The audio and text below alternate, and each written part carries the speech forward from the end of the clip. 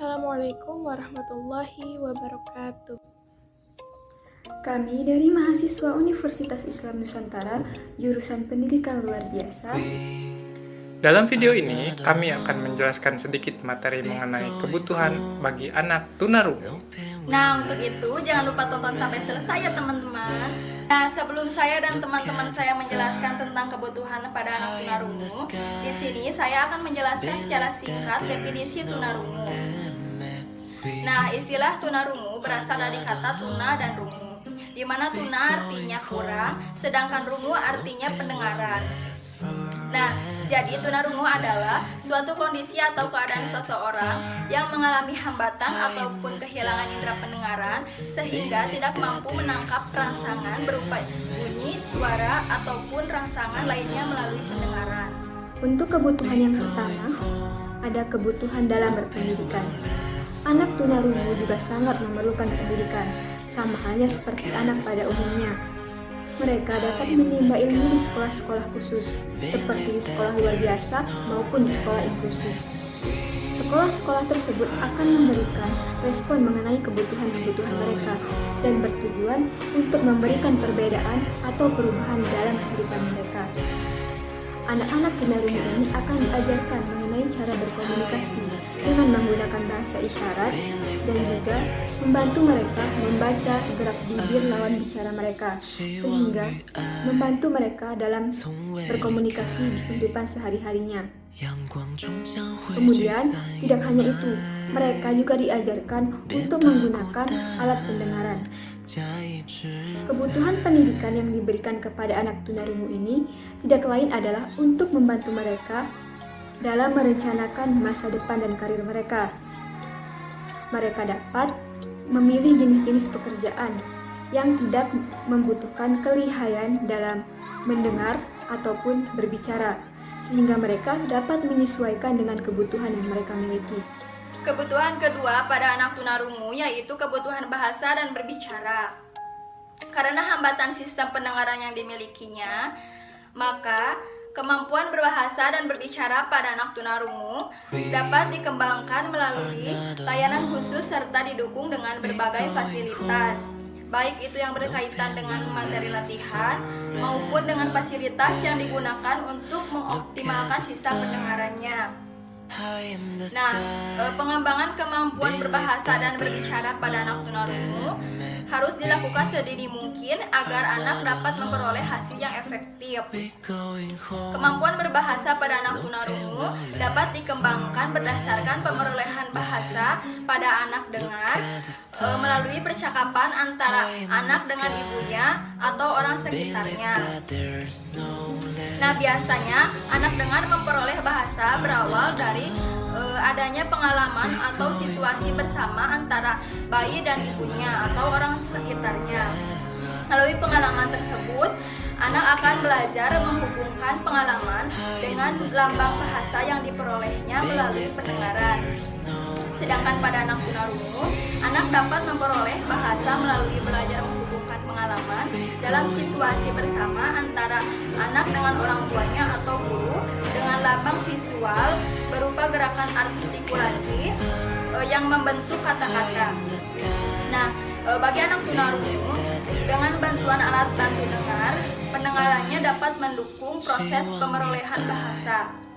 Selain itu, kemampuan bicara pada anak tunarungu dikembangkan setelah bahasa reseptifnya mulai terbentuk. Pembinaannya dapat dilakukan secara individual ataupun klasikal. Adapun tujuan akhir dari pengembangan kemampuan berbicara pada anak tunarungu yaitu agar anak memiliki pengetahuan, keterampilan, dan sikap untuk berkomunikasi di masyarakat, bekerja dan berintegrasi di masyarakat, dan berkembang sesuai dengan asas pendidikan seumur hidup. Kebutuhan keberhasilan dalam suatu kegiatan individu ataupun kolektif atau kebutuhan pengakuan yang berkaitan dengan kebutuhan akan aktivitas dan kebutuhan kebiasaan. Jadi, sebelum membahas tentang kebutuhan-kebutuhan tersebut, ada satu hal yang perlu diperhatikan, yaitu adaptasi sosial bagi orang tua anak tunarungu.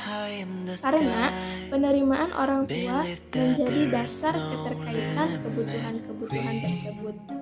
Ketika orang tua berani memperkenalkan atau menerima anak dengan masalah ketunarunguannya, maka kebutuhan keberhasilan dan kebebasan dapat direalisasikan.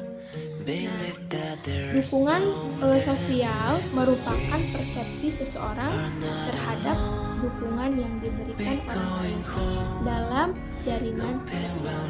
Misalnya, keluarga dan teman yang membantu meningkatkan kemampuan diri untuk bertahan dari pengaruh-pengaruh yang merugikan.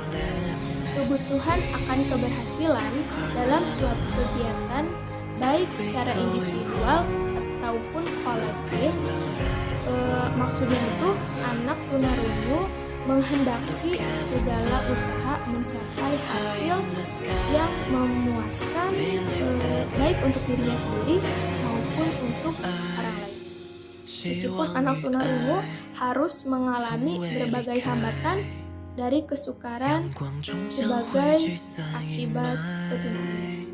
Jadi, untuk mewujudkan keberhasilan dalam suatu kegiatan, anak tunarungu diberikan kebebasan, tapi dengan syarat batasan-batasan tertentu untuk menentukan aktivitas yang disenanginya. Baik itu bersifat individu, seperti diikutsertakan, diberikan kesempatan dalam kegiatan yang disenanginya, atau kegiatan kelompok, misalnya gotong royong apabila di lingkungan masyarakat ataupun teman sebayanya. Nah, sehingga anak tunarungu tersebut akan mengembangkan kreativitasnya dan menjadikannya pribadi yang menyenangkan. Dan kebutuhan pengakuannya pun akan terrealisasikan. Selanjutnya adalah kebutuhan berekspresi.